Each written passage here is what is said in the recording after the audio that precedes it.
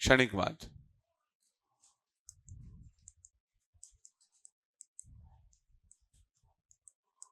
अनित्यवाद की तार्किक परिणति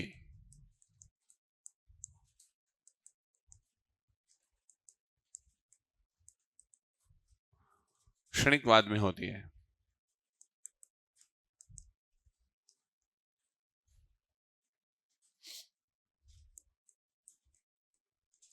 हीन यानी क्षणिकवाद को मानते हैं,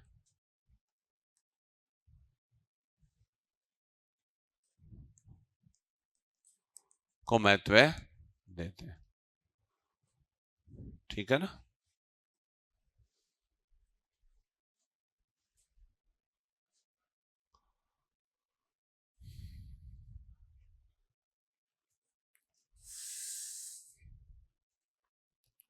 हीन यानी जो है वो क्षणिकवाद को महत्व देते हैं।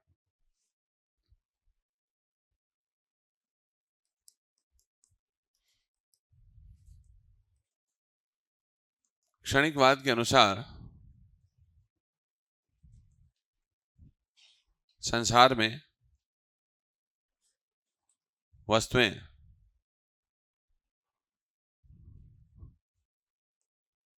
घटनाएं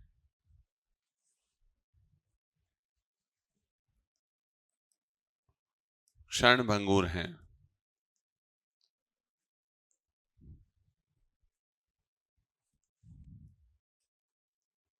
अर्थात एक क्षण या क्षण भर है, दो क्षण नहीं है। देखो, ये दुनिया क्षण भर है, समझ गए? टेंशन नहीं करने का। अच्छा, बौद्ध धर्म में ये कहा गया है कि हर चीज बदल रही है। एक शाहरुख खान का गाना है ना, हर घड़ी बदल रही है धूप जिंदगी, हो, समझ गए? तो वो वाली बात, इसलिए टेंशन करने का नहीं है, देने का बाबा, समझ गए?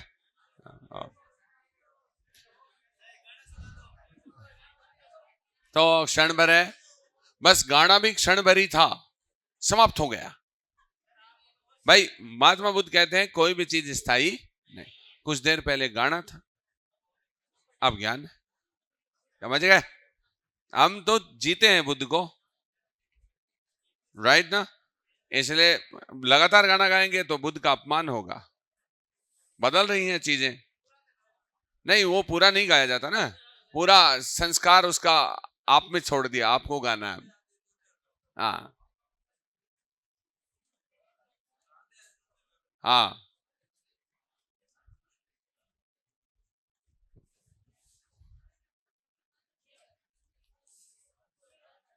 अब वो इसीलिए वो गाना सक्सेस नहीं हो सकता, आए हो मेरी जिंदगी में तो तुम ये बन के रहना, क्योंकि वो नहीं रह सकता है। हाँ, समझ गए?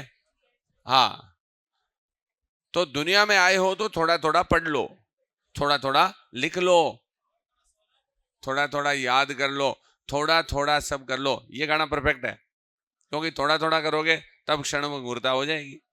अब सब कुछ ऐसा करोगे तो ठीक है। देखो कितना ये जो आजकल ये जो मशीन आती है ना, इको वाली, ये जिसमें वो फिल्मों में देखा होगा, वो ऐसे चलती है हार्ट बीट, लास्ट में लाइन सीधी हो जाती है। महात्मा बुद्ध ने ये बहुत पहले बता दिया था, आज इसी क्लास में अभी देखने जा रहे हो आप। क्या फिलोसफर थे यार ये लोग। मतलब मुझे तो दुख है कि मैं 6ठी सदी ईसा पूर्व में क्यों पैदा नहीं हुआ। आपको पता है फ्रांस की क्रांति में वर्ड्सवर्थ ने एक बात कही थी। वर्ड्सवर्थ, फ्रेंच रिवॉल्यूशन आपने पढ़ा ना, तो उस फ्रांस की क्रांति के बाद में लोगों में, पूरे यूरोप में उसका सेलिब्रेशन इस लेवल पे हुआ। हीगल ने, कांट ने, सब ने इसके ऊपर अपने अपने कोटेशन दिए। तो वहीं वर्ड्सवर्थ एक ब्रिटिश फिलोसोफर स्कॉलर थे, उन्होंने एक बात कही कि मुझे अफसोस है कि मैं युवा नहीं हूं, और मुझे अफसोस है कि मैं फ्रांसीसी नहीं हूं। अगर ऐसा होता तो मैं एविडेंट बनता, साक्षी बनता उस क्रांति का, लेकिन मैं ब्रिटिश हूं और बूढ़ा हूं। इसलिए मुझे भी कई बार अफसोस होता है, यार महात्मा बुद्ध महावीर स्वामी थे, अगर उस समय हम होते तो हमें पहली बात तो इतने आगे तक का सिलेबस नहीं पढ़ना पड़ता, समझ रहे हो, एग्जाम्स वगैरह भी ज्यादा नहीं होते, बस दार्शनिक खुले मन से हम दर्शन की बातें करते और एक दूसरे को आयुष्मान भंते कहते हुए चलते, महात्मा बुद्ध को शास्ता कहते और हम उनके पीछे पीछे होते थे। और अब इतना ज्यादा भाई, जो जितना लेट बच्चा पैदा हो रहा है उसके बेचारे की समस्याएं और बढ़ रही हैं, पहले वाला तो खत्म नहीं हो रहा है, और जुड़ता जा रहा है। जैसे परेश रावल बोलते हैं ना, तूने मेरा एक बढ़ा दिया। वो कहते हैं ना, वो शाणे इतने, वो 5 खोखे की जगह 6 खोखे कर देता है। तो बोलता है कि तुमने मेरा टाइम पे फोन नहीं उठाया इसलिए 6 खोखे दे, या मेरा टाइम वेस्ट किया। तो एक बार किसी बच्चे ने मुझे कहा कि सर ये क्रांति वगैरह है वो बार बार पढ़ते हैं भूल जाते हैं, तो क्या करें। मैंने कहा भैया, पैदा हुए हो तो पढ़ना ही पड़ेगा, इस रास्ते पे आ गए हो तो पढ़ना ही पड़ेगा, या तो रास्ता छोड़ दो, या एक ये हो सकता था कि हम लोग 1857 की क्रांति में ही होते तो हमें दूसरे लोग पढ़ रहे होते। 1857 की क्रांति को एकदम से छोड़ने का एक ही तरीका है कि ऐसा होता कि हम 1857 की क्रांति में नायक होते, तो आज कोई लक्ष्मीबाई, नाना साहब, कोई तात्या टोपे कुछ भी होते तो ना तो पढ़ना पड़ता और दुनिया आपको पढ़ रही होती। तो बोले, मैंने कहा ये संभव है? बोले नहीं, ये तो संभव नहीं है। जो संभव नहीं है उसके बारे में सोचना नहीं है, नहीं, अब पढ़ना है और पढ़ना ही है, क्योंकि इसका कोई अल्टरनेट नहीं है, तो फालतू की बकवास क्यों करनी है, पढ़ लेते हैं। हाँ, तो सत्ता एक क्षण है, 2 क्षण नहीं, अर्थात संसार में हर वस्तु, विचार और घटना में निरंतर परिवर्तन होता है।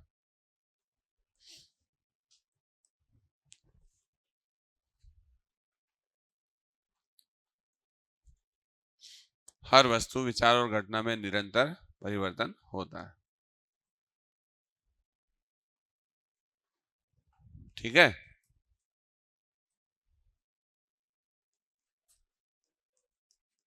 अर्थात हर क्षण परिवर्तनशीलता का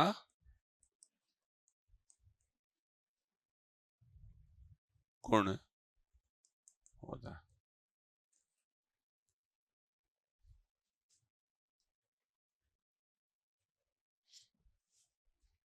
हर समय चेंज हो रहा है।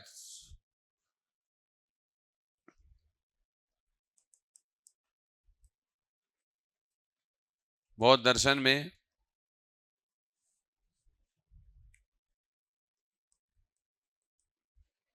दीपशिखा की लो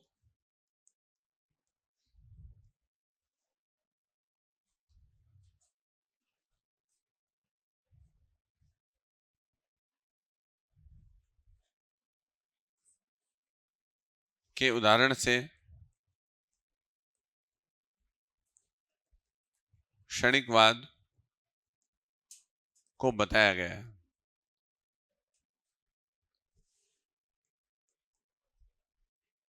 जैसे इसमें लगातार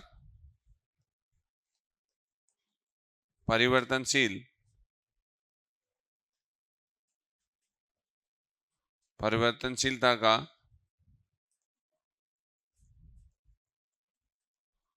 गुण होता है, लेकिन हमारी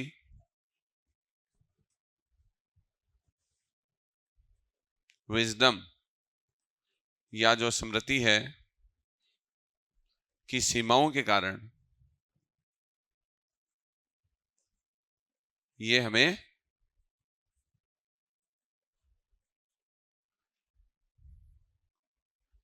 निरंतर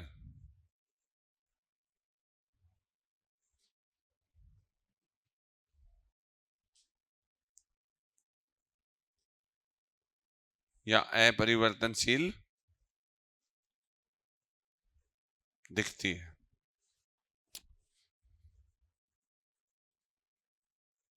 भाई आपकी जो ऑब्जर्व कैपेसिटी है ना, उसकी एक लिमिटेशन है।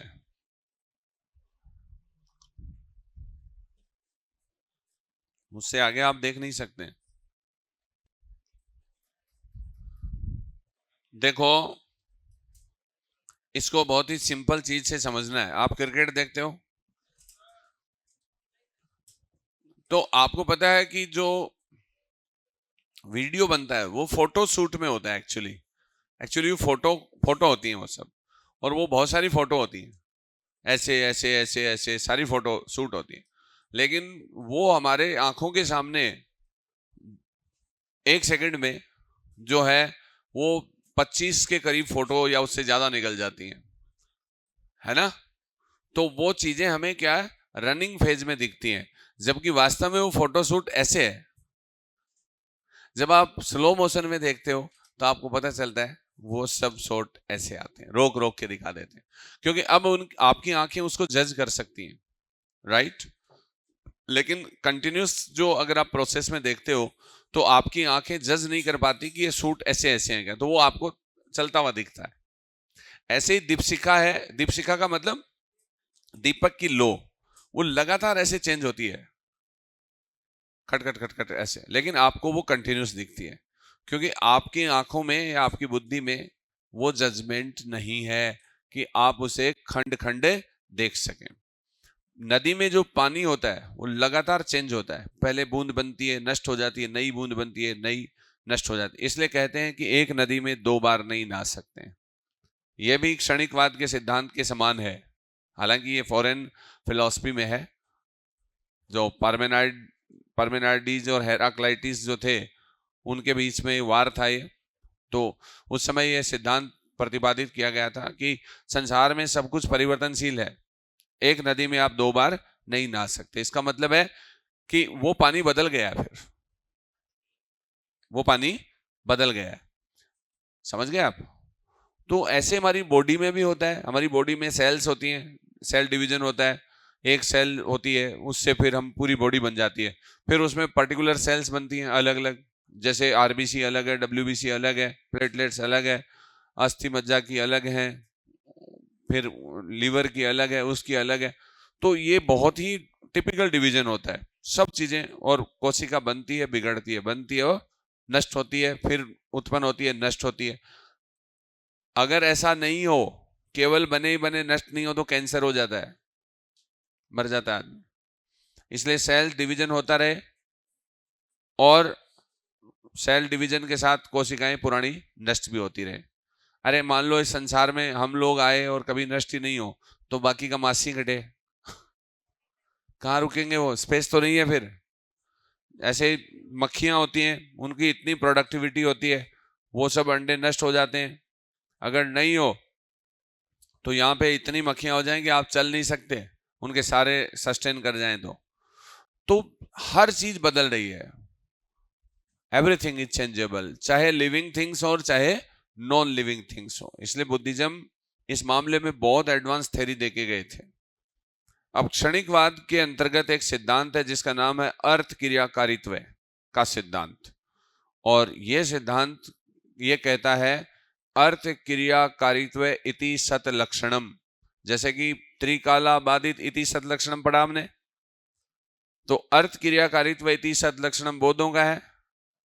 तो ये क्या कहता है कि संसार में वही वस्तु अस्तित्व में रह सकती है या अस्तित्ववान हो सकती है जिसमें लगातार प्रोडक्शन कैपेसिटी होती है, प्रोडक्शन होता है या फिर उसमें कैपेसिटी होती है। जो बदलने की क्षमता रखती है।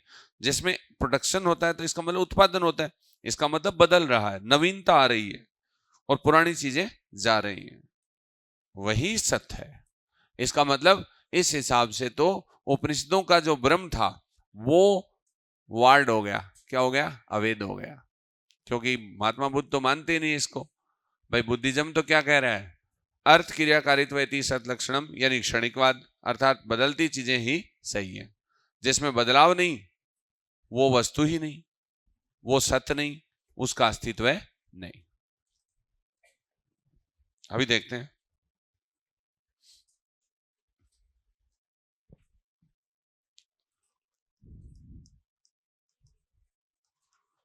दीपशिखा की लो, बीज में परिवर्तन,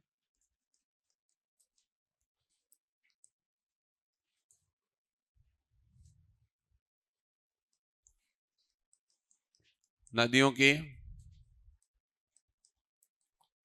पानी में परिवर्तन आदि क्षणिकवाद के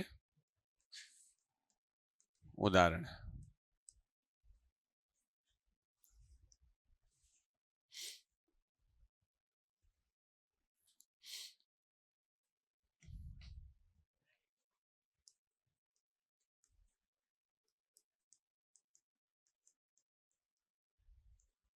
अर्थ क्रियाकारित्व का सिद्धांत,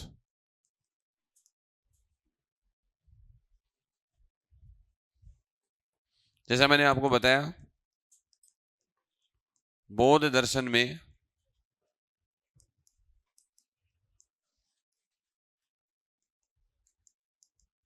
क्षणिकवाद के अंतर्गत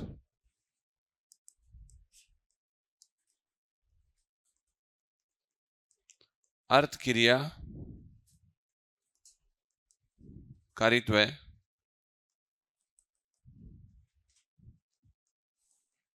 का सिद्धांत है।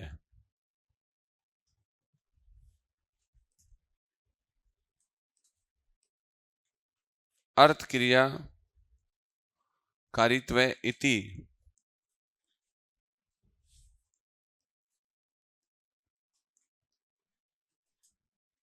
सत लक्षण,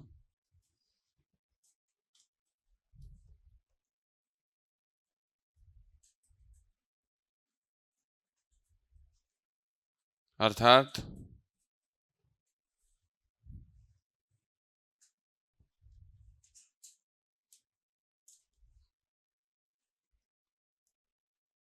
निरंतर उत्पादन की क्षमता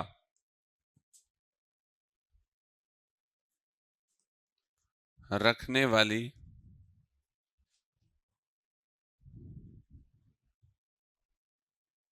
वस्तुएं ही सत्य या अस्तित्व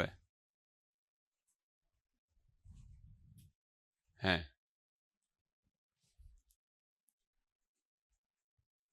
तो अस्तित्व वाली है जिसमें क्या है, प्रोडक्शन की कैपेसिटी।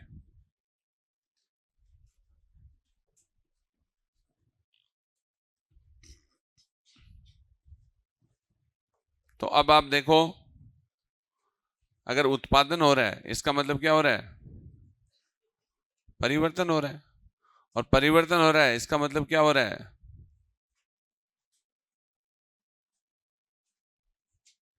नवीनता आ रही है। क्या आ रही है? तो बौद्ध दर्शन संसार की नवीनता की व्याख्या करता है, बासीपन नहीं है। संसार में वही चीज सत्य है जिसमें बदलाव है। क्या है? बदलाव है। तो इसका मतलब क्या होता है भाई, उत्पादन होगा तो क्षय भी होगा। क्या होगा? हाँ, प्रोडक्शन डिके, प्रोडक्शन डिके। उत्पादन हुआ, नष्ट हुआ, उत्पादन हुआ, नष्ट हुआ, इसी का नाम है परिवर्तन, चेंज। यही है क्षणिकवाद, यही है नवीनता। अब उत्पादन नया हो रहा है पुरानी चीजें जा रही हैं, आपके विचार जा रहे हैं, आपकी अवस्थाएं जा रही हैं, आपके सुख दुख जा रहे हैं। संसार में हर लिविंग और नॉन लिविंग थिंग्स चेंज हो रही हैं। This is a very great theory of Buddhism in which Mahatma Buddha propounded momentariness। और ये वो बात थी जिसके द्वारा बुद्ध ने संसार को समझा दिया था। बुद्ध ने कहा, या क्षणिकवाद का जो थ्योरी है उसमें ये रहा, संस्कृति इति संसार, अर्थात संसार वह है जिसमें लगातार परिवर्तन हो रहा है। तो वो जो जगत की बात थी ना, मिथ्या बोला, उसने इधर इसको सेटल कर दिया। तो क्षमता रखने वाली वस्तुएं सत्य हैं। जैसे बोरे में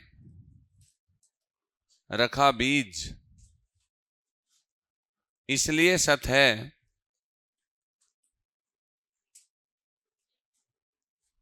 क्योंकि उसमें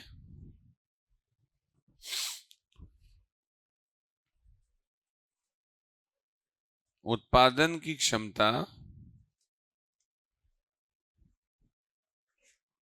मौजूद है।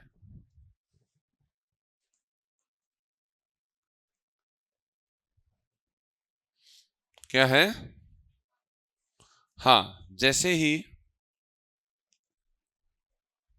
हवा, प्रकाश, पानी आदि बीज को मिलते हैं,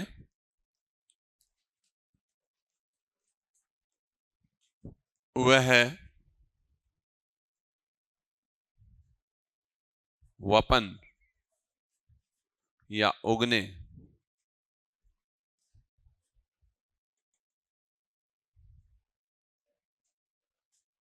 की अवस्था में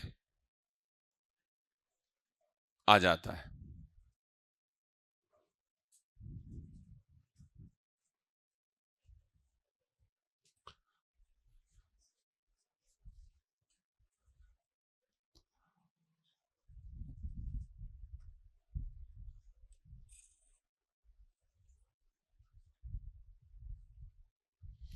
तो इसका मतलब बीज, चाहे अब आप कहेंगे यार बोरे में बीज पड़ा है, भाई जो चीजें बदल रही वो तो दिख रही हैं, लेकिन जो नहीं बदल रही हैं, जो नहीं दिख रही हैं, उनका क्या? तो ये कह रहे हैं कि चाहे बदलाव सामने दिख रहा हो और चाहे बदलाव बहुत धीरे हो और हमें दिख नहीं रहा हो, होता रहता है।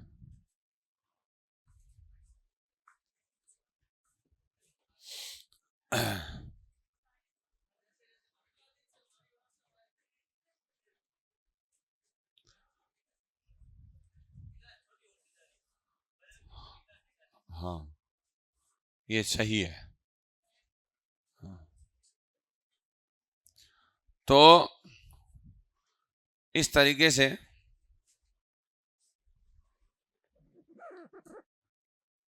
पहले बड़े गिलास थे, अब छोटे हैं, इसका मतलब चेंज हो रहा है।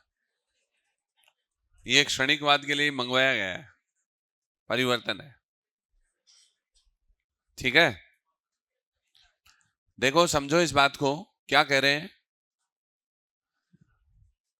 कोई भी ऐसी चीज जिसमें प्रोडक्शन कैपेसिटी होती है वही सत्य है, और उसमें भी लगातार होनी चाहिए। क्षमता है तो जब भी जरूरत होगी उसमें चेंज हो जाएगा। कुछ चीजें ऐसी हैं जो हमें फास्ट चेंजेबल दिखाई देती हैं, कुछ ऐसी हैं जिनमें बहुत माइक्रो चेंज होते हैं, लेकिन चेंज सब में होते हैं। जैसे मान लो कोई पौधा है, आप कहोगे इसमें तो अब क्या चेंज होगा, तो उसमें छोटी छोटी सेल डिवीजन होते रहते हैं, पुरानी कैम्बियम्स जाती रहती हैं, नए प्रोडक्शन होते रहते हैं, माइटोसिस, मियोसिस सब होता रहता है। समझ गए? समसूत्री, अर्धसूत्री विभाजन आप जानते हो, ये सब पढ़ा होगा, साइंस के स्टूडेंट रहे हो आप कहीं ना कहीं 10वीं क्लास तक।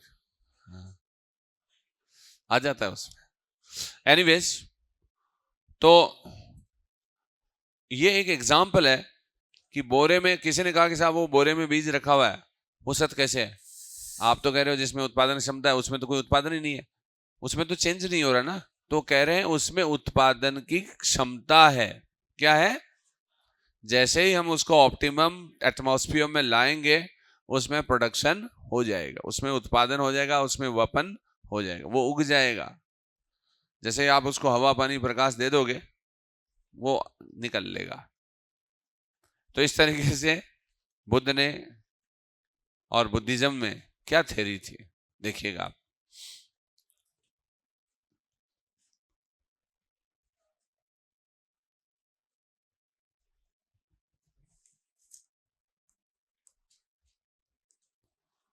अर्थ क्रियाकारित्व है के अनुसार संस्कृति इति संसार, अर्थात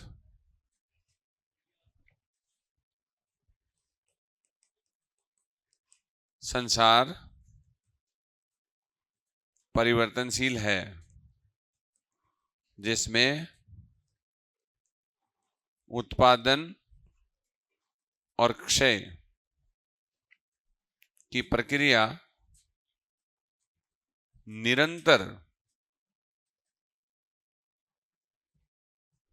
चलती रहती है।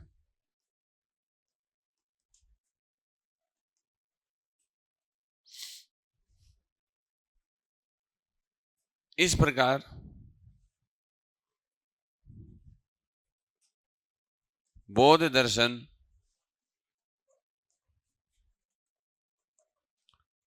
परिवर्तनशील वस्तुओं को ही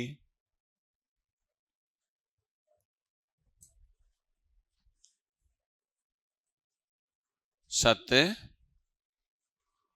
मानता है और समस्त चेतन व अचेतन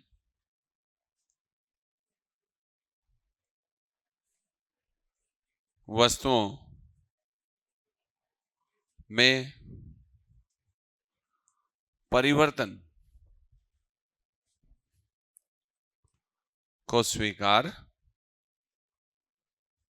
करता है तथा परिवर्तनशील जगत को सत्य या एग्जिस्टेबल जिसको हम बोलते हैं अस्तित्ववान मानकर इसे यथार्थता प्रदान करता है।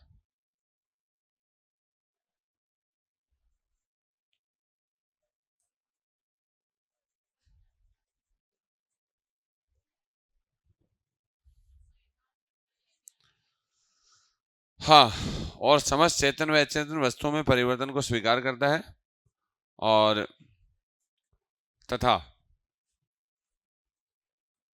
परिवर्तनशील जगत को सत्य मानकर इसे यथार्थता प्रदान करता है। और जो उपनिषदों का मिथ्या जगत था ना उसका जवाब है ये, इसलिए बुद्ध बुद्ध बने थे। और आपकी हिस्ट्री तभी क्लियर होती है जब आपको इसकी फिलॉसफी आती है। वो एक एक लाइनें जो हमें कभी याद नहीं होती ना, उन लाइनों का सार वो सार होती हैं, और सार हमें तब याद होता है जब हमारे पास मूल भी हो।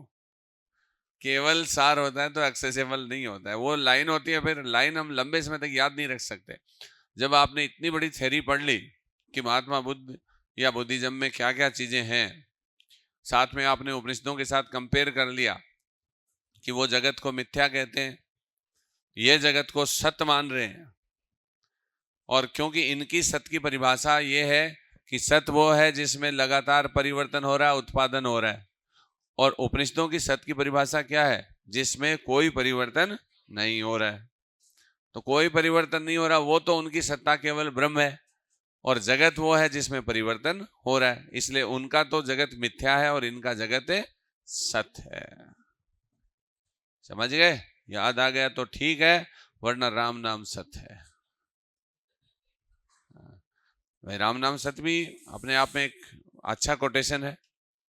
राम का मतलब परमात्मा है और नाम सत्य है, इसका मतलब परमात्मा और आत्मा ही अस्तित्वमान है, बाकी सब परिवर्तनशील है, आता और जाता। वो बात भी सही है, लेकिन कॉमन मैन को समझ में नहीं आता है, वो प्रॉब्लम ही है। ऐसा नहीं है उपनिषदों की थ्योरी में कोई कमी थी। इंडिया में फिलॉसफी का जो एक नंबर की फिलॉसफी है वो शंकराचार्य की है, जिसे अद्वैतवाद कहा गया है। क्या कहा गया? Non dualism, and that is based on Upanishada. तो उपनिषदों की जो थ्योरी है वही वेदांत है, और वो उसके सबसे बड़े भाष्यकार कौन है? शंकराचार्य।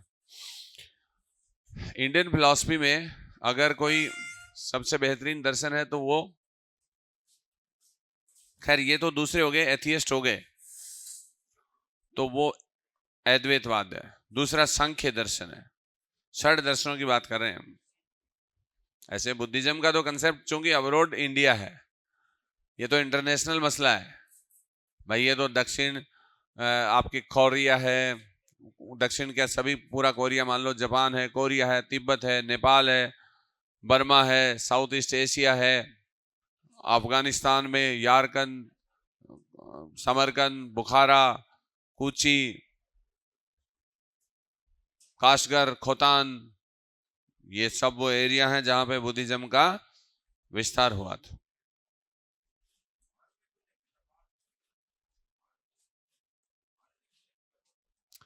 भारत में बौद्ध धर्म कैसे नहीं फैला? खूब फैला था, अब नहीं है।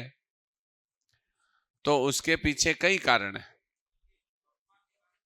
वर्तमान में कई कारण है। बुद्धिज्म हमारे यहां से चला गया, उसके कई कारण है। कई कारणों में सबसे इंपॉर्टेंट कारण यह है, महात्मा बुद्ध ने खुद कहा था कि बौद्ध संघ में भ्रष्टाचार ना हो, इसके लिए पूरी पाबंदियां रखी जाए, रूल्स को फॉलो किया जाए। निषेधात्मक रूल जो है, पातिमोक्ष वगैरह जो है, या फिर उपोषित है, परवाना है, उनकी प्रॉपरली निगाह रखी जाए। ठीक है ना? परवाना, उपोषित। तो और दूसरा, तो बौद्ध संघ अनाचार के अड्डे बन गए, भ्रष्टाचार हो गया, अकूत संपदाएं आ गई, तो विलासिताएं आ गई। फिर एक बुद्धिज्म, महात्मा बुद्ध ने कहा था कि विमेन्स जो है उनको अगर आप नन्स के रूप में रखोगे तो मॉन्क्स और नन्स के बीच में इलीगल रिलेशनशिप बनेंगे, और एक तरीके से बुद्धिज्म जो है वो डिस्ट्रॉय हो जाएगा। और यही हुआ। 500 साल में उन्होंने घोषणा की थी कि जैसे महिलाओं को संघ में प्रवेश दिया तो जाड़े में जैसे फसल नष्ट हो जाती है, वैसे बौद्ध धर्म भी नष्ट हो जाएगा। और फाइनली बौद्ध संघ में महिला भिक्षुणी और भिक्षु जो थे उनके बीच में जो अनर्गल रिलेशनशिप और उन लोगों के सामने जो उनकी एक पर्सनालिटी थी वो डिस्ट्रॉय हो गई, तो लोगों की आस्था कम हुई। एक, चूंकि बौद्ध धर्म बहुत पॉपुलर था, इसलिए जैसे विराट कोहली का विकेट टीम में चाहिए, चाहे वो रन कम बनाए या ज्यादा, लेकिन उसका ऑरा बहुत बड़ा है। जब तक प्रीति जिंटा ने कहा था ना कि जब तक वो टीम में आउट नहीं होता तो हम जीतने की नहीं सोच सकते हैं, और ये बात सही थी। उसको जिस दिन आउट किया वो PBKS जीत गई, और जिस दिन आउट नहीं किया वो हार गई। तो महात्मा बुद्ध विराट कोहली थे, और उनका विकेट और उनकी फिलॉसफी सबको चाहिए थी। इसलिए हमारे जो रिनॉन्ड फिलोसफर थे, शंकराचार्य, कुमारिल, भट्ट, प्रभाकर मिश्र, उन्होंने बुद्धिज्म को टारगेट किया, उनकी कमियों को दिखाया कि कौन कौन सी कमियां। देखो, एक हमारे गुप्त काल में ये आ गया अवतारवाद, तो उसके अंदर हमारे 10 अवतारों में महात्मा बुद्ध को विष्णु का अवतार घोषित करके उसके अलग होने की बात को डिस्ट्रॉय कर दिया गया। हमारे जो धर्म के रक्षक थे, उन्होंने वैष्णविज्म में, चूंकि गुप्तों का धर्म राजकीय धर्म वैष्णविज्म था, आपको पता है, भागवत धर्म या वैष्णव धर्म एक ही बात है। परम भागवत की उपाधि वाले चंद्रगुप्त, विक्रमादित्य और बाकी उनके फॉलोअर्स ने उनको अचीव किया। तो उन्होंने कहा कि बेसिकली विष्णु के 10 अवतारों में बुद्ध है, इसका मतलब अगर कोई राजनीतिक पार्टी ये घोषित कर दे कि फलाना आदमी तो हमारा ही है, बिगड़ा हुआ बच्चा है, तो फिर उसकी एक अलग आइडेंटिटी है, उसको कोलैप्स कर दिया जाए। तो ये बात हुई कि भाई आप वहां बुद्धिज्म में क्यों जा रहे हो? ये बुद्ध तो हमारा ही है, विष्णु जी का ही अवतार है, तो आप बाकी अवतारों को मान लो ना, उनको मानने की जरूरत कहां, मूल विष्णु को मान लो, अवतार पे क्यों जा रहे हो? तो इससे भी नुकसान हुआ उसको।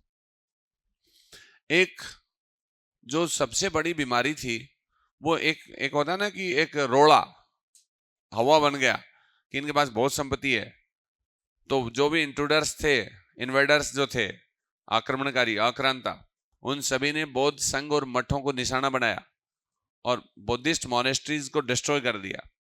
अब इसमें एक चीज और थी, जो राजा थे, जैसे कभी अशोक मौर्य हुआ करते थे, कभी कनिष्क थे, कभी हर्षवर्धन थे, उन लोगों ने जो पैट्रोनाइज किया, बुद्धिज्म को संरक्षण दिया, वो संरक्षण अब बौद्ध धर्म को नहीं मिल रहा था।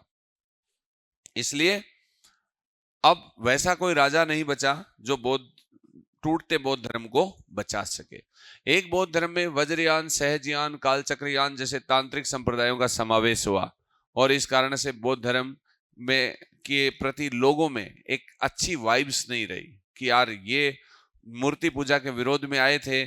मतलब मूर्ति पूजा तो खैर उस समय अपने तो थी, तो पाखंडों के खिलाफ आए, जबकि फिर फाइनली महायान बौद्ध धर्म जो था उसके अंदर महात्मा बुद्ध को जो है एक ईश्वर घोषित कर दिया गया, उसकी मूर्तियां बनाई गई और मूर्ति पूजा शुरू हो गई। तो जिन कामों के खिलाफ बुद्धिज्म आया, आखिर वहीं पे जाके ठहर गया। तो फिर लोग क्यों जाएं? अगर आपके पास में कोई मटेरियल है, वही मटेरियल कोई आपको दूसरा व्यक्ति पढ़ा रहा है, तो आप क्यों जाएंगे? आप डिफरेंट चीजों को या कुछ क्लैरिटी के लिए तो जाएंगे ना। तो यही बात थी, जब हमारे पास में चीजें अवेलेबल हैं तो फिर हमें उधर क्यों जाना?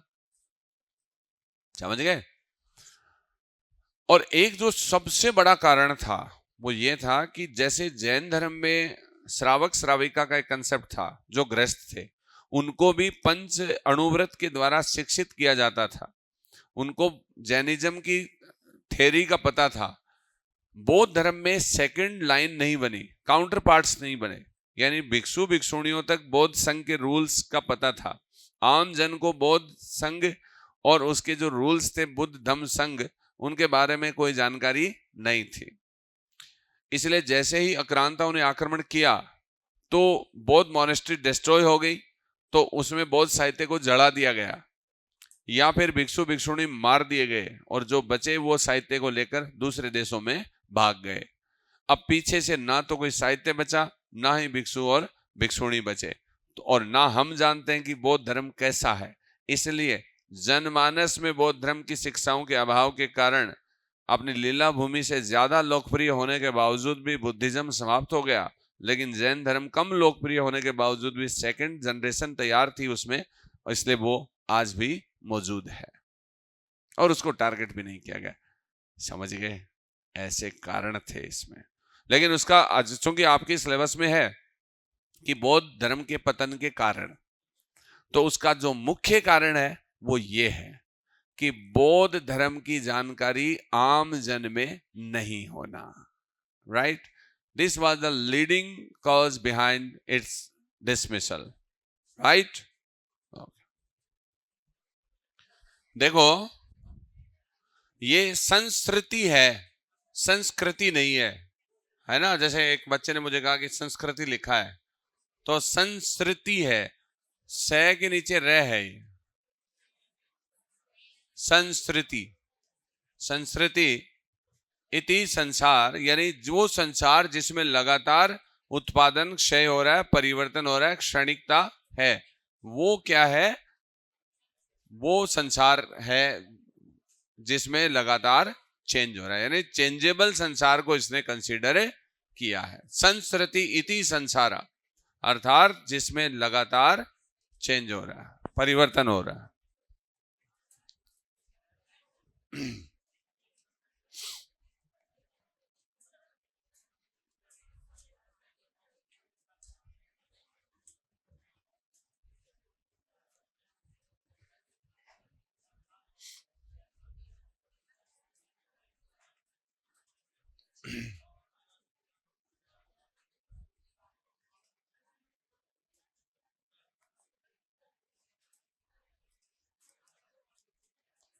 संतानवाद व संघातवाद।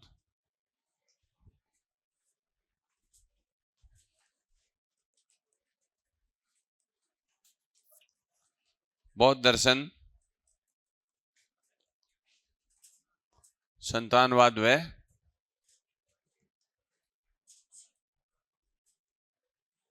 संघातवाद को स्वीकार करता है।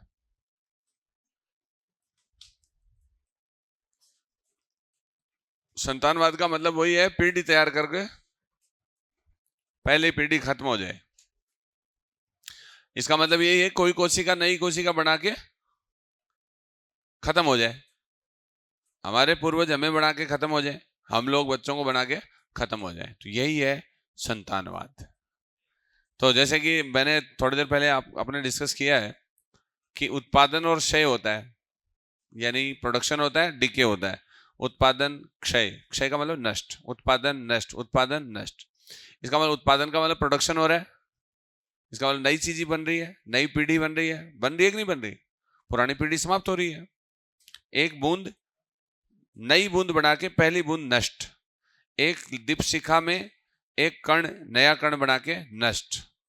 एक जैसे दीपक नहीं होता क्या, दीपक बुझने से पहले दूसरे दीपक को जला देता है, फिर वो अगले को जला देता है, फिर वो अगले को जला देता है। ऐसे बुझता जाए, जलाता जाए, फिर बुझ जाए, जला दे, जला के बुझ जाए, ऐसे।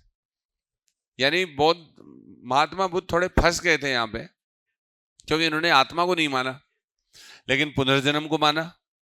तो समस्या ये रही कि अगर आप आत्मा स्थायी है उसको मानते हो तो कोई प्रॉब्लम नहीं है, क्योंकि आपके कर्मों का अकाउंट जो है कर्म फल का, वो एक स्थायी चीज में पड़ा है। जैसे अपनी फिलॉसफी जो इंडियन फिलॉसफी है, जो खास तौर से हमारा जो षड दर्शन है, उसमें तो ये माना गया है कि आत्मा अमर है। तो हम ये कहते हैं कि हम कोई काम कर रहे हैं, सही काम कर रहे हैं, तो हमारा पुनर्जन्म नहीं होगा। अगर हम अज्ञान वशीभूत काम कर रहे हैं तो उनका कर्म फल शेष रहेगा, और कर्म फल शेष रहेगा, उनको भोगने के लिए हमें दोबारा जन्म लेना पड़ेगा। तो ये तब तक हम जन्म लेते रहेंगे जब तक हमारे गलत कर्मों का जो फल है वो संचित है, जो अदृष्ट और अपूर्व के रूप में है।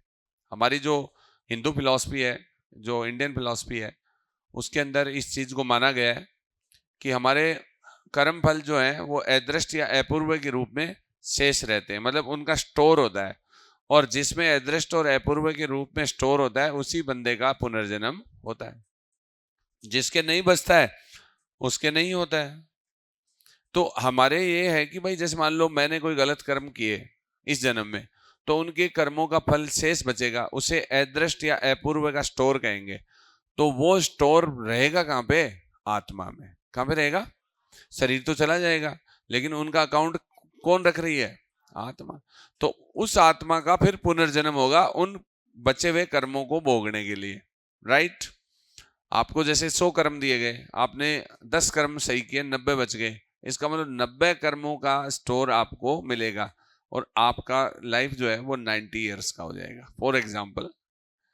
तो इस तरीके से पूर्व जन्मों के कर्म फल अदृष्ट अपूर्व के रूप में संचित रहते हैं, और वो संचित कहाँ रहते हैं? आत्मा में रहते हैं। अब महात्मा बुद्ध तो आत्मा को नहीं मानते हैं, क्योंकि वो कहते हैं हर चीज बदलती है, और हम कहते हैं कि आत्मा में नित्यता का गुण होता है, यानी आत्मा कभी नष्ट नहीं होती है, शरीर नष्ट होता है। तो बुद्ध इसके खिलाफ आ गए। बुद्ध ने कहा कि अर्थ क्रियाकारित्व इति सत लक्षणम, अर्थात जिसमें लगातार परिवर्तन हो वही सत है। इसका मतलब संसार में हर चीज जो आपको दिख रही है उसमें परिवर्तनशीलता का गुण है। अगर परिवर्तनशीलता है तो वो नित्य का विरुद्ध है, मतलब नित्य के विरुद्ध है ये। तो आत्मा स्थायी नहीं है, फिर कैसी है? अस्थायी है। अस्थायी आत्मा को उन्होंने कहा ये तो आत्मा नहीं है, जो आप मान रहे हो वो आत्मा नहीं है। इसी का मतलब है अनात्मवाद। क्या है? अनात्मवाद। तो जब आत्मा को स्थायी नहीं मान रहे हो भाई, तो फिर आपके जो कर्मफल हैं या संस्कार हैं वो, मतलब आपका पुनर्जन्म कैसे होगा?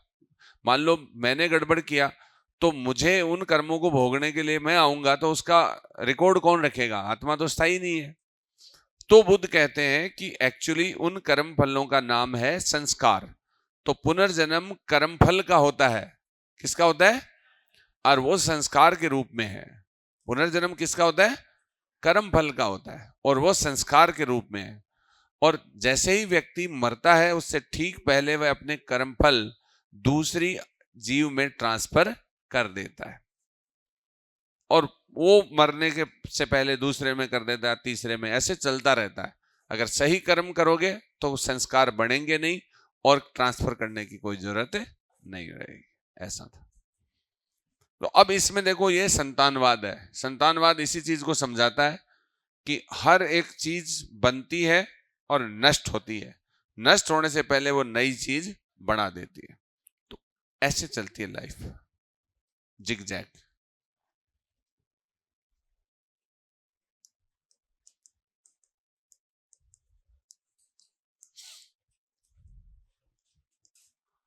इसके अनुसार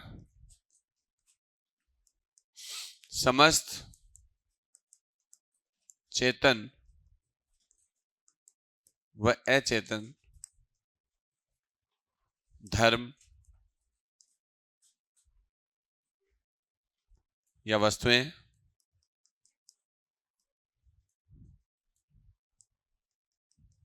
लगातार उत्पादन क्षय अथवा परिवर्तनशीलता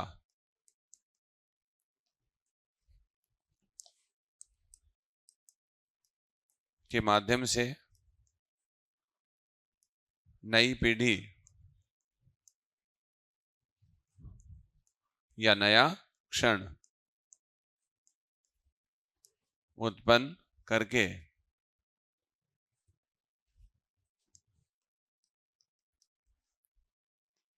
समाप्त होती है। और यह उत्पादन क्षय संतानवाद के रूप में निरंतर जारी रहता है।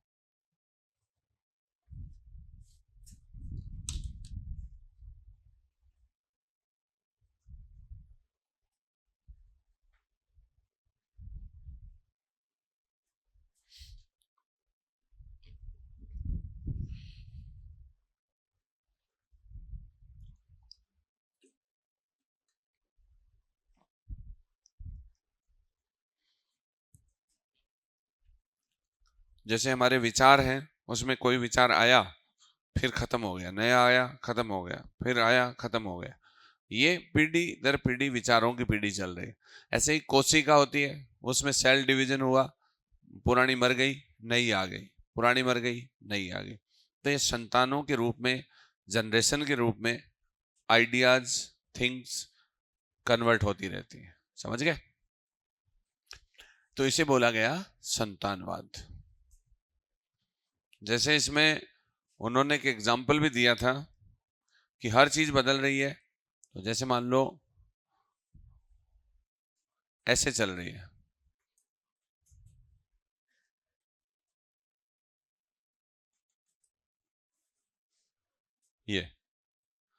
ये कोई चीज आई, ये बन गई, फिर ये खत्म, फिर ये बन गई, ये खत्म, फिर ये बन गई, ये खत्म। समझ गए आप? तो इस तरीके से चीजें, अलग अलग चीजें हैं, वो अलग अलग चलती हैं।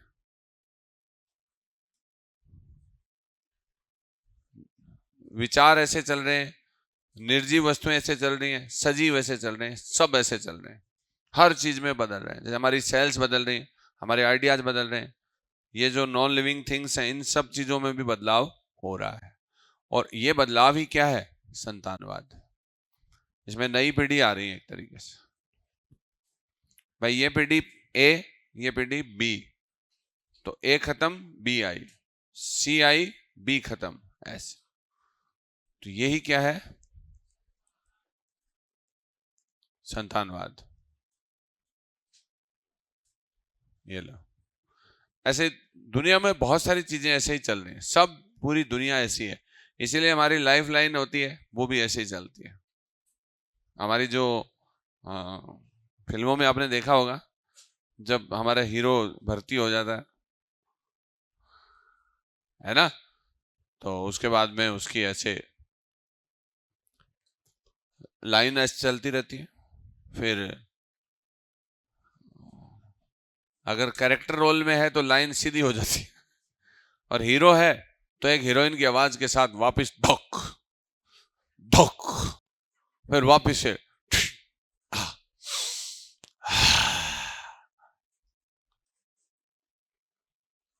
स्ट्रेंजर, है ना, ऐसा होता रहता है। अब देखो अगला है संघातवाद। क्या है? संघातवाद।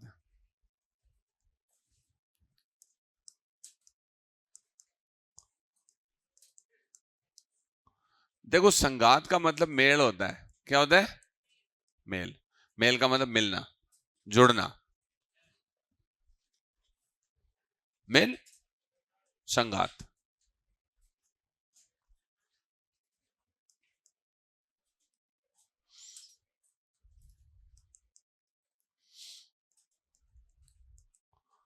बौद्ध दर्शन के अनुसार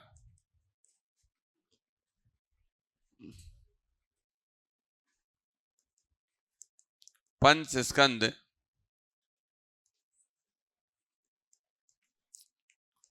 पंच स्कंदों के मेल या संघात से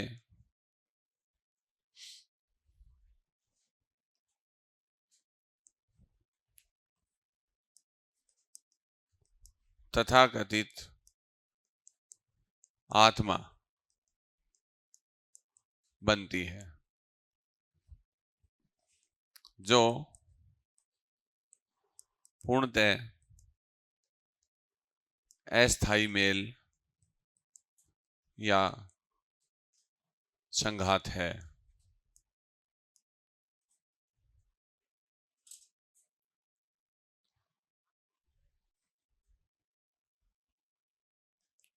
इसीलिए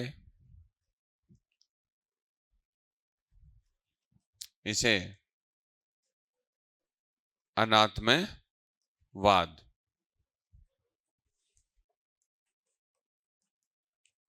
कहा गया है। जैसे रूप है, वेदना है,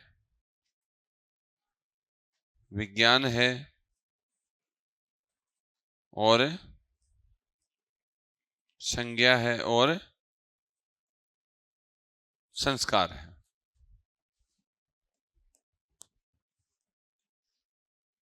इसमें ये भौतिक है, बाकी सब अभौतिक। अब ये देखो, ये हर चीज भी ऐसे है, इसकी संतानवाद, इसमें भी संतानवाद, इसमें भी संतानवाद, इसमें भी संतानवाद। वो ये तो कह ही रहे ना कि संसार में हर चीज बदल रही है, और फिर ये अगर पांचों इस तरीके से हो जाएं तो इसका नाम क्या है? ये तो क्या है? संघात। और ये क्या है?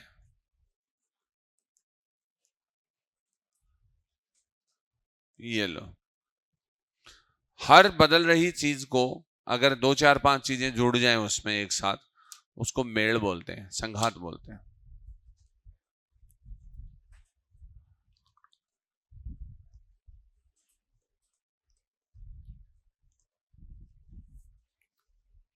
तो अपने काम की चीज तो यही है कि बौद्ध दर्शन जो है वो संघातवाद और संतानवाद दोनों को मानता है। हाँ भाई, तो संतानवाद और संघातवाद आत्मा के सिद्धांत में बताए उन्होंने। देखो, महात्मा बुद्ध ने कहा कि हम आत्मा को स्थायी इसलिए नहीं मानते हैं क्योंकि इसमें, चूंकि संसार में हर चीज एग्जिस्टेबल है ना, उसमें चेंज हो रहा है, और चेंज हो रहा है इसका मतलब आत्मा का तो जो इंडियन फिलॉसफी में कंसेप्ट है वो क्या है? परमानेंस है। क्या है? नित्यता है। अगर कोई नित्यता का गुण नहीं है तो उसको फिर हम आत्मा नहीं कह सकते। तो आपकी तथाकथित आत्मा अस्थाई है। क्या है? अस्थाई इसलिए है क्योंकि उसमें things are going to be change. रूप अपनी जगह बदल रहा है, वेदना अपनी जगह बदल रही है, लगातार बदल रही है, विज्ञान भी, हमारी चेतना बदल रही है, हमारे जो संज्ञा है वो बदल रहे हैं, हमारे संस्कार हैं वो भी बदल रहे हैं, सब चीजें बदल रही हैं। जब बदल रही हैं, भाई देखो, प्रतिदेय समुत्पाद का परिणाम क्या निकला? अनित्यवाद। इसका मतलब चीजें स्थायी नहीं है, बल्कि वो स्थायी और समूल नष्ट के बीच में है। क्या है? अर्थात अनित्य है। अनित्य का मतलब ये क्षणिक है, जब अर्थात बदलने वाली है। जब सब कुछ बदल रहा है तो कोई भी चीज स्थायी नहीं हो सकती, तो आत्मा भी स्थायी नहीं हो सकती। इसी का नाम है अनात्मवाद। एक बात ध्यान और रखना, बुद्धिज्म में अनात्मवाद से एक बड़ा कंसेप्ट और है, नेरातम्यवाद। क्या है? आपने कभी सुना है?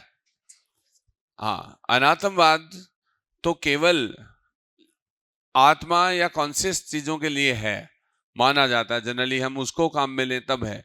बौद्ध धर्म तो ये कह रहा है कि समस्त चेतन और अचेतन वस्तुओं में बदलाव होता है, इसलिए इसका नाम है नैरातम्यवाद। क्या नाम है?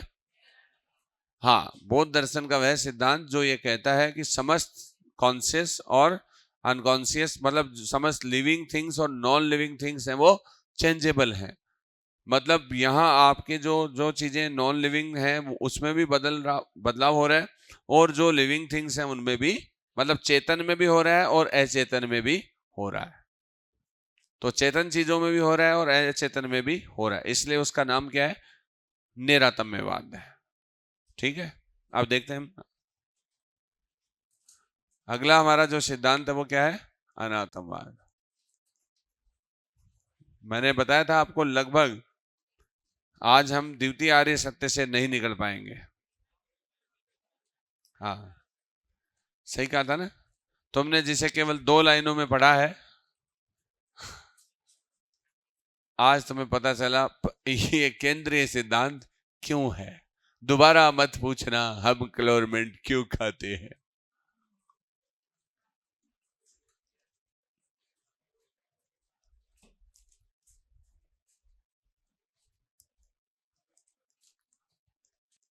क्षणिकवाद की तार्किक परिणति।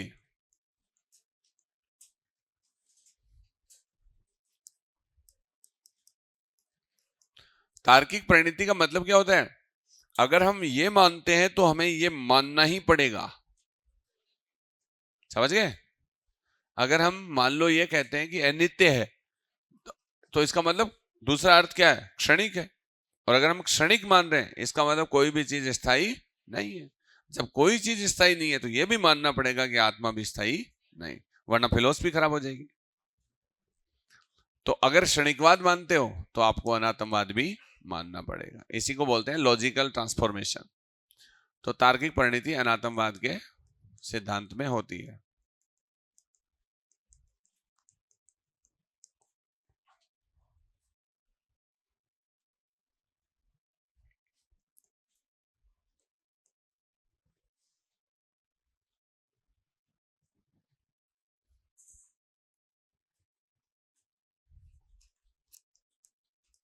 इसके अनुसार अगर संसार में हर वस्तु चेतन प्लस अचेतन,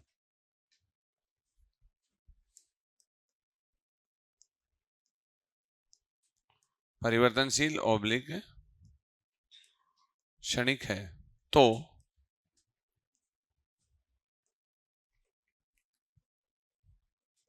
आत्मा भी स्थायी नहीं मानी जा सकती।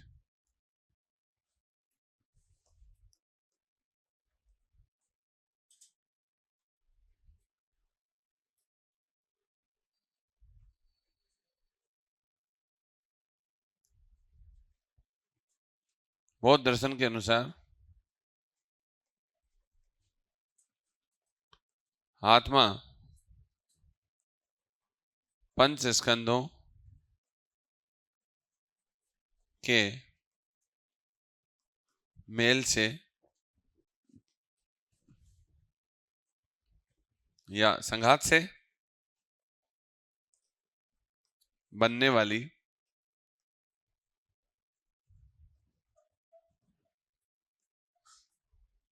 अस्थाई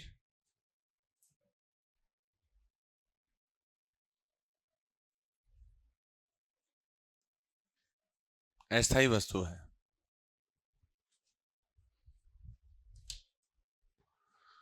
इम्परमानेंस है सब जगह, तो ये भी नहीं हो सकती।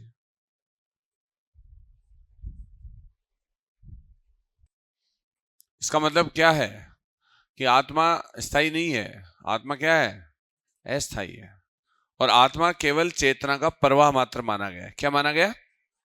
हाँ भाई, जो हमारे चेतन धर्म होते हैं, कॉन्शियसनेस, भाई हम चेतना तो मानते हैं कि चेतना के बिना तो होता नहीं है, क्योंकि महात्मा बुद्ध ने चेतना को माना है ना। विज्ञान क्या होते हैं? चेतना ही तो है। तो वो कह रहे हैं कि ये आत्मा परिवर्तनशील विज्ञानों का या चेतना का प्रवाह मात्र है, जो स्थायी नहीं है, अस्थायी है। और महात्मा बुद्ध ने यह कहा था कि स्थायी आत्मा से प्रेम करना ठीक वैसे है जैसे किसी अश्रुत और अदृष्ट सुंदरी से प्रेम करना, या किसी अज्ञात भवन पर चढ़ने के लिए सीढ़ियां बनाना। समझ गए? दोनों एग्जाम्पल का मतलब है, मतलब जिसको आपने देखा नहीं है, अश्रुत मतलब अदृष्ट, और जिसके बारे में आपने सुना नहीं है, अश्रुत, ऐसी सुंदरी से आप प्रेम करें तो वो यहां नहीं चलेगा। अब तो हालांकि बाद में यश चोपड़ा ने तो कह दिया, अनदेखा सा अनजाना सा ख्वाबों में है रे, कैसा होगा रे, तो वो भी रो ही रही है उस गाने में। कौन सी खुश है? हा? भाई अनदेखा सा अनजाना सा कैसा है रे, तो प्रॉब्लम में ही है ना। हाँ हाँ हाँ हाँ, बुद्ध ने भी कहा था ये, कि उसको देखा नहीं है, सुना नहीं है, तो उससे कोई लगाव नहीं करना है। दूसरा कहा कि अज्ञात भवन, जो उस भवन का आपको पता नहीं है, उसके ऊपर चढ़ने के लिए सीढ़ी बना रहे हो आप, तो ये मामला ऐसा है जैसा आप स्थायी आत्मा से प्रेम कर रहे हो। इसका मतलब उसने कितना एक व्यंग्यात्मक स्वरूप में आत्मा को खारिज कर दिया। समझ गए? तो यहाँ पे क्षणिकवाद की तार्किक परिणति अनात्मवाद है। इसके अनुसार संसार में हर वस्तु चेतन परिवर्तनशील है, तो आत्मा भी स्थायी नहीं मानी जा सकती। बौद्ध दर्शन के अनुसार आत्मा पंच स्कंदों के मेल से संघात से बनने वाली अस्थायी वस्तु है।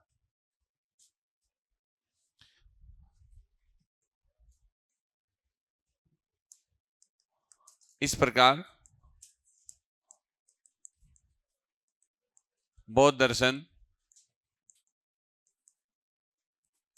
अस्थायी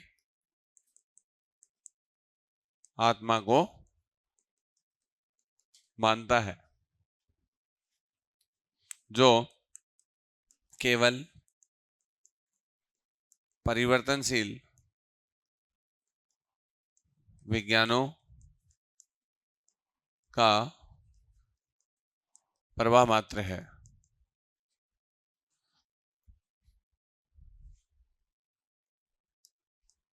यही अनात्मवाद है। बुद्ध के अनुसार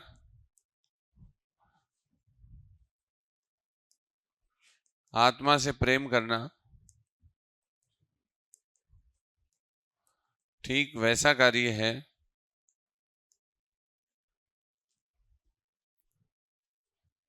जिसमें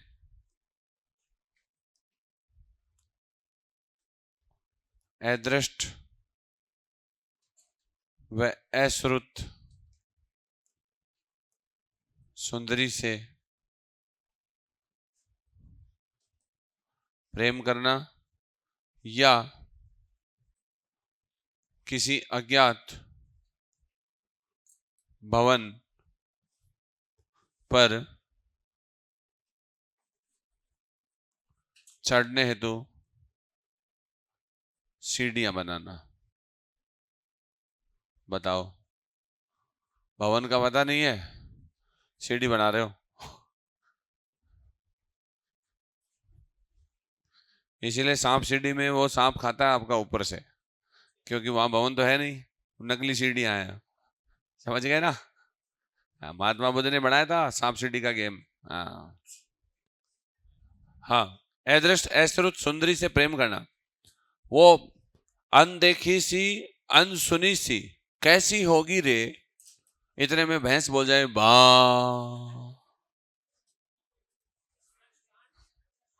समझ गए?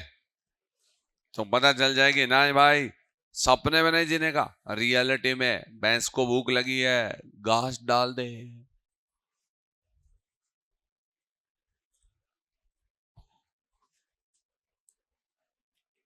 होता है। नहीं पढ़ोगे तो ये दोनों उदाहरण काम किए आपके। महात्मा बुद्ध को पहले ही पता था कि बिहार पे दबाव रहेगा। हाँ हाँ, बिहार झारखंड इधर दबाव रहेगा। राजस्थान सांस्कृतिक समामेलन का केंद्र बनेगा, वहां पर ऐसी एक कल्पित सुंदरियां जो हैं वो बिहार से आएंगी, और यहाँ पे मौर्य साम्राज्य, गुप्त साम्राज्य दोबारा बनेंगे, है ना? हाँ। मगध साम्राज्य से तो अब आप आए तो मान लो किसी की बिहारी से शादी हो जाए तो घबराने का नहीं है, ऐसे बोलो मगध साम्राज्य की महारानी को लाए। हाँ, मगध साम्राज्य भारत का सबसे बड़ा साम्राज्य था। मौर्य साम्राज्य का केंद्र जहां पाटलिपुत्र रहा, गुप्ताज का पाटलिपुत्र रहा, और यूपी से लाए तो बोलना वर्धन साम्राज्य के कन्नौज की महारानी को लाए, है ना? बंगाली आ जाए तो बोलना कूच बिहार से लाए। कूच बिहार बंगाल में है? हाँ? राजस्थान से लाए तो बोलने की जरूरत नहीं है। हाँ, वो तो लाए क्या है, यही है। जब हम बोलते हैं ना सूरत आ गया है, तो भाई सूरत आया नहीं है, आप सूरत पहुंच गए हो। हम्म। तो ठीक है। अब देखो इसमें इन्होंने कंसेप्ट दिया नेरातम्यवाद। ये अनातमवाद तक तो हर कोई जानता है, नेरातम्यवाद का कंसेप्ट है वो अलग है थोड़ा सा। इन्होंने कहा कि चेतन और अचेतन दोनों सत्ताएं ही परिवर्तनशील है, अनित्य है। इसी का नाम क्या है? नेरातम्यवाद है।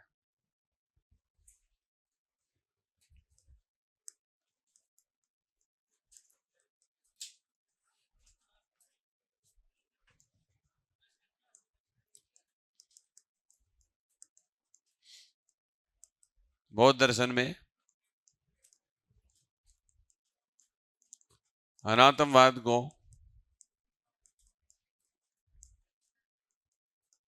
नेरातम्यवाद भी कहा गया।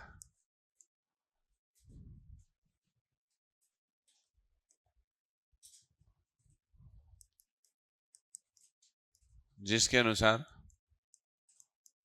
समस्त चेतन व अचेतन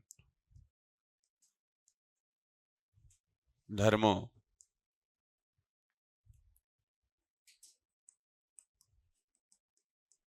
या वस्तुओं या वस्तुएं, समस्त चेतन व अचेतन धर्म या वस्तुएं क्या है? परिवर्तनशील है।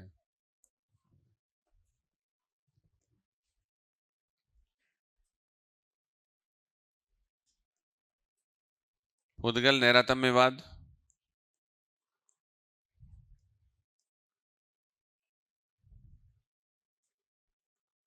और धर्म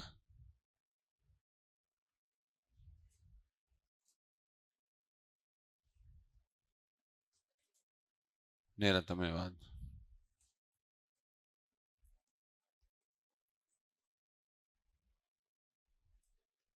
चेतन परिवर्तनशील धर्म है। चेतन परिवर्तनशील धर्म, यानी ये लिविंग थिंग्स हैं और ये नॉन लिविंग थिंग्स। तो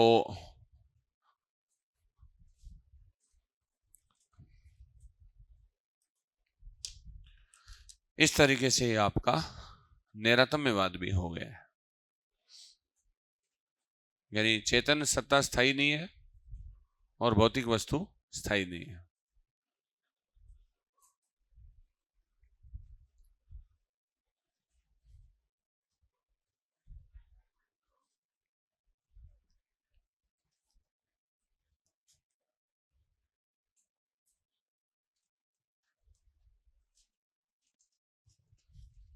चेतन परिवर्तनशील धर्म का मतलब है चेतन सत्ता स्थायी नहीं, और इसको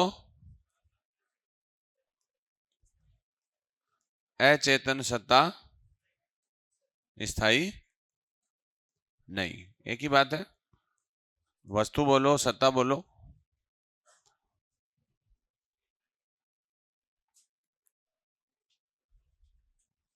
चेतन क्या होती है? अभौतिक। क्या होती है? अभौतिक। और अचेतन क्या होती है? भौतिक। तो बौद्ध दर्शन ये कह रहा है कि संसार में समस्त भौतिक और अभौतिक अर्थात चेतन या अचेतन वस्तुएं परिवर्तनशील है, स्थायी नहीं है। स्थायी नहीं, स्थायी नहीं इसका मतलब है परिवर्तनशील है, चेंजेबल है। तो ये है नैरतम्यवाद।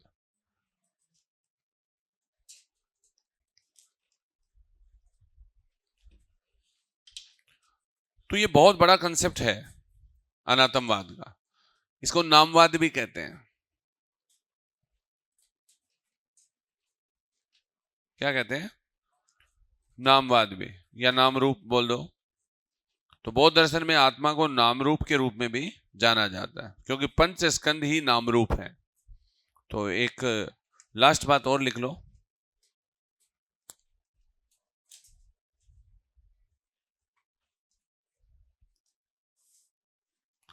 अब आपका सवाल रह जाए कि नाम रूप किसे कहा गया है?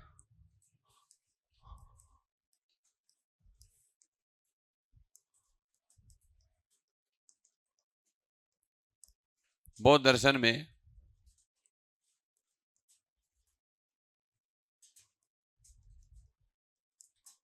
आत्मा को नाम रूप कहा गया है। मतलब ये केवल नाम है, सत्ता नहीं है, एग्जिस्टेबल सत्ता नहीं है, क्योंकि ये इम्परमानेंस है की क्वालिटी में है। तो बौद्ध दर्शन में आत्मा को नाम रूप कहा गया है, अर्थात क्योंकि रूप, वेदना, विज्ञान, संज्ञा व संस्कार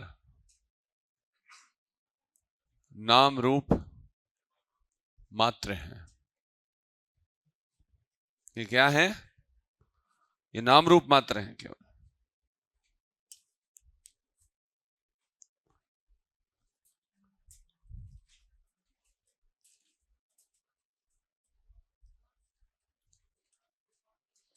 एक आपने लिटरेचर में पढ़ा है कि बौद्ध धर्म की अस्थायी आत्मा का उदाहरण हमें एक प्रसिद्ध बौद्ध विद्वान थे नागसेन, उन्होंने एक बुक लिखी थी मिलिंद पन्हो। तो मिलिंद पन्हो में हमें अनात्मवाद का एग्जाम्पल मिलता है। यह भी हमें लिखना चाहिए, क्योंकि हम लिख सकते हैं, इसलिए हमें लिखना चाहिए।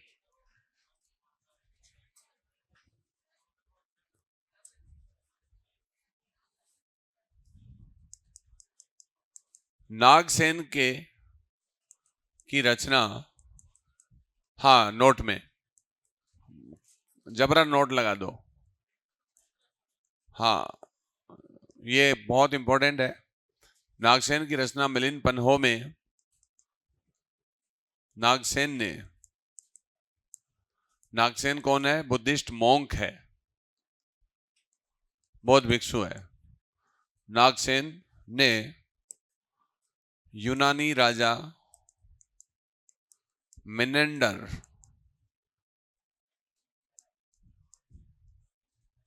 या मिलिंद को अनातमवाद का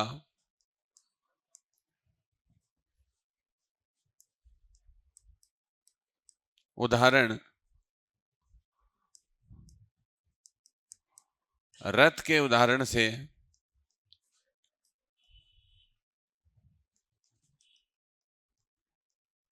समझाया।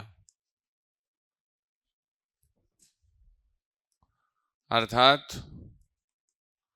जैसे घोड़ा, सारथी,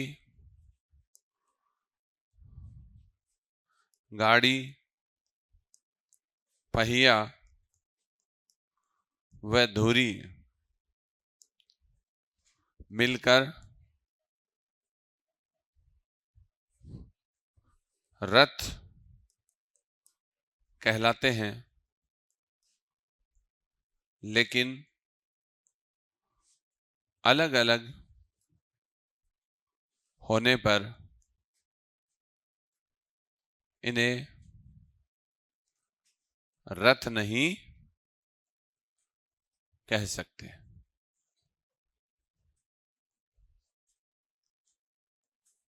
समझ गए?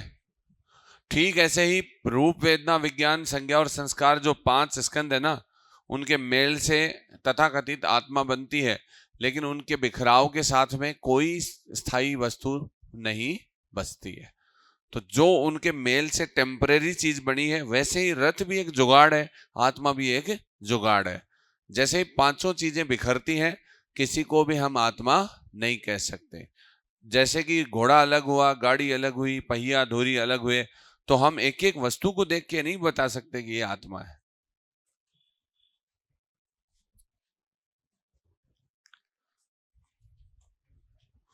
ठीक ऐसे ही रूप, वेदना, विज्ञान, संज्ञा व संस्कार के अस्थायी मेल से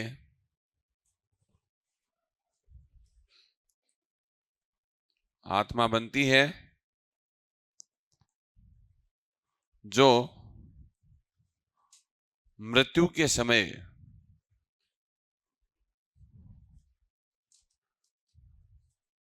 इन स्कंदों के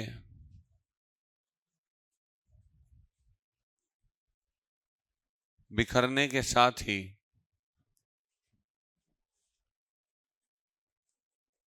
नष्ट हो जाती है। समझ गए?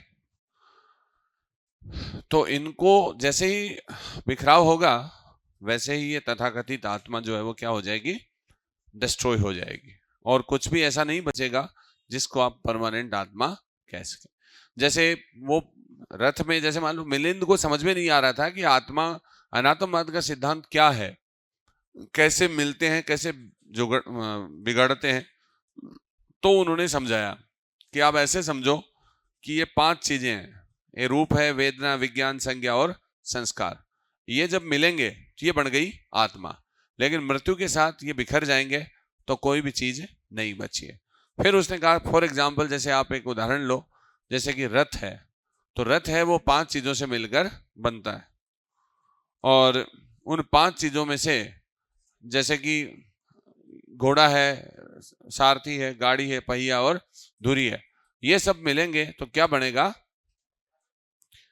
रथ बनेगा। लेकिन जैसे ही ये बिखर जाएंगे, हम उसको रथ नहीं कह सकते। इसका एक और एग्जांपल है, जैसे शादी होती है तो दूल्हा जो होता है, जो कोई भी लड़का, दुल्हन कोई भी लड़की होती है, तो उनको हम पर्टिकुलर उस दिन में कुछ स्पेशल जो ड्रेसिंग सेंस है उसके आधार पे बोलते हैं, जैसे रुमाल है या शेरवानी है, जूतियां हैं, तलवारें हैं, ऐसे कुछ टिक्का विक्का, तो उस दिन हम सब उसको क्या बोलेंगे? दूल्हे राजा। क्या बोलेंगे? हाँ, और दुल्हन को दूल्ही, मतलब वधू। तो इस तरीके से हम उस दिन पर्टिकुलर बोलते हैं, लेकिन नेक्स्ट डे आप ये नहीं कह सकते, नेक्स्ट दिन तो ये बोलेगा प्रदीप पानी ला रहे, समझ गए? ऐसे नहीं बोलते कि दूल्हे राजा पानी लाओ, क्योंकि वो बिखर गया है सब कुछ जो उसका जुगाड़ था। समझ रहे हैं आप? बिल्कुल ऐसा ही अनातमवाद है। तो मिलते हैं हम बाद में।